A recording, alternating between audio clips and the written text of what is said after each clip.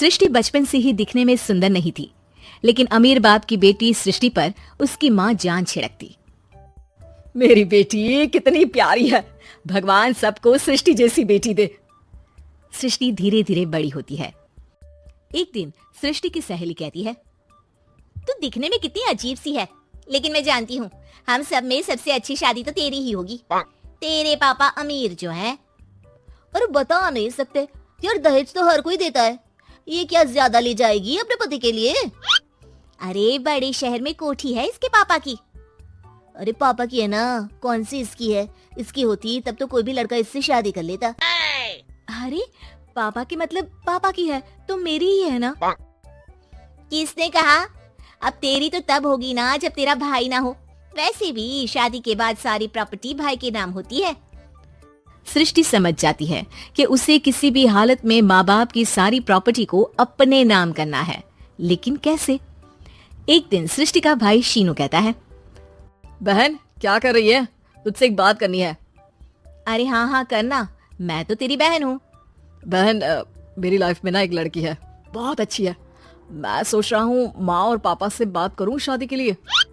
सृष्टि को समझ में आ जाता है कि भाई की शादी होते ही भाभी उसे एक दिन भी घर में बर्दाश्त नहीं करेगी। क्या बात है भाई, बताना कौन है वो? यार वो बहुत अच्छी लड़की है, पढ़ी लिखी है, मेरे साथ जॉब भी करती है। बस एक प्रॉब्लम है। प्रॉब्लम? क्या प्रॉब्लम है भाई? यार वो शादीशुदा है, लेकिन उसके पति ने उसे सिर्फ इसलिए छोड़ दिया क्योंकि उसके माँ बाप दहेज नहीं दे पाए। सृष्टि ये सुनकर न जाने क्यों खुश हो जाती है। अरे भाई तो क्या हुआ, लड़की तुझे तो पसंद है ना? शीनू को लगता है कि बहन उसे समझ रही है। वो इस बात से अनजान होता है कि उसकी बहन की मंशा पूरा घर हड़पने की है। सृष्टि अपनी माँ से कहती है, मम्मी मुझे तो बहुत चिंता है, पता है शीनू क्या कर रहा है? अरे क्या कर रहा है, वो तो काम पर जाता है और वापस घर आता है। नहीं ना माँ, वो यही तो नहीं कर रहा, बाकी सब कर रहा है। आपको पता है उससे प्यार है, और वो भी एक शादीशुदा लड़की से। ये क्या हो गया? मैं सोसाइटी में क्या मुंह दिखाऊंगी? अरे तेरे पापा तो यही कहेंगे कि मैंने ही उसे बिगाड़ दिया है। माँ देखो, मेरी बात मानो, पापा पर भी विश्वास करने की जरूरत नहीं है। अब आप ही बताओ, पापा इतनी देर घर के बाहर रहते हैं क्यों? बोलो। अरे बेटा वो तो नौकरी करते हैं ना। तू बहुत भोली है माँ, पापा का ऑफिस तो 7 बजे खत्म हो जाता है, लेकिन देखो कितनी देर से आते हैं। अरे नहीं बेटा, ऐसी कोई बात नहीं है। सृष्टि माँ को एक औरत से बात करते पिता की फोटो दिखाती है। देखो माँ कैसे हैं पापा, मैं ना कहती थी कि पापा सही नहीं है। मैं तेरे पापा से बात करूंगी, दे फोटो मुझे।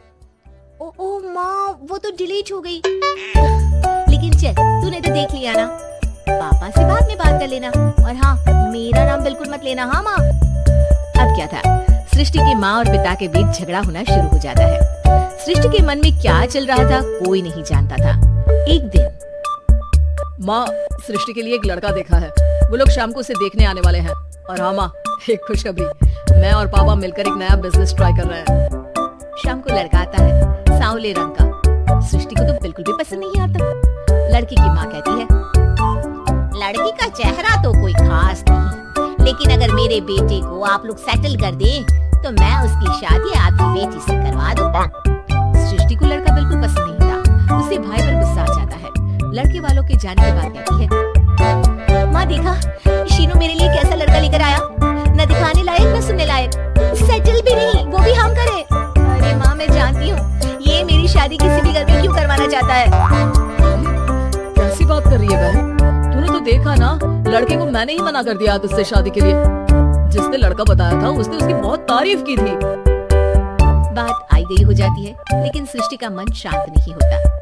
क्या करूँ कुछ समझ में नहीं आ रहा। मेरी शादी हो गई तो ये लोग पूरी प्रॉपर्टी शीनू के नाम कर देंगे, मेरे हाथ तो कुछ लगेगा ही नहीं।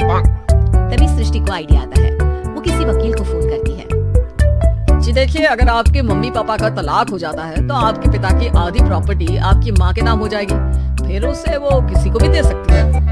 सृष्टि अब माँ को बेटे के खिलाफ करती है। माँ शीनू पर नजर रखा करो, वो जिस लड़के के प्यार में है ना वो शादीशुदा है, यहाँ आएगी सारा पैसा रुपया जमीन जायदाद सब हड़प लेगी।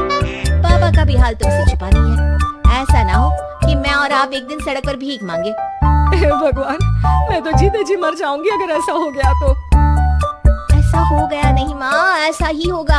अभी समय है, आगे का सोच लो। मैं तो कहती हूँ पापा से आधी प्रॉपर्टी लेकर अलग हो जाओ। पापा की आधी प्रॉपर्टी भी हम लोगों को अगर मिल जाती है ना, तो अगले 7 जन्म सफल समझो। बेचारी माँ बेटी के कहने पर पति से तलाक लेकर अलग हो जाती है। सृष्टि अब पैसों से गाड़ी और अपने दूसरे महंगे शौक पूरे करने लगी। उसके दोस्त भी उसके पैसे इस्तेमाल करते। सृष्टि, कल तुम कहाँ थी? मैं सारा दिन घर पर अकेली थी। तो मैं क्या करूँ? मैंने ठेका तो नहीं लिया है ना तुम्हें संभालेगा। माँ को सृष्टि से ये उम्मीद नहीं थी। वो बैठकर रोने लगती है। वहीं उसका पति यानी कि सृष्टि के पिता आ जाते हैं। मैं जानता था कि तुम्हारा यही हाल होगा, तो आपने मुझे रोका क्यों नहीं? मैं रोकता तो तुम रुकती क्या? सृष्टि के कहने पर तुमने मुझ पर अपने बेटे पर शक किया, लेकिन तुम ये भूल गई कि कैसे हम दोनों ने मिलकर जीवन में इतना सब खड़ा किया। माँ पति के गले लग जाती है। मुझे माफ कर दीजिए, मैंने आपकी कमाई का एक बड़ा हिस्सा गवा दिया। कोई बात नहीं, तुम साथ हो तो मैं ऐसी 7 प्रॉपर्टी खड़ी कर दूंगा। तभी वहाँ सृष्टि आ जाती है रोते हुए। माँ, मयंक ने मुझे छोड़ दिया। वो बोल रहा था जब तक मेरे पास पैसे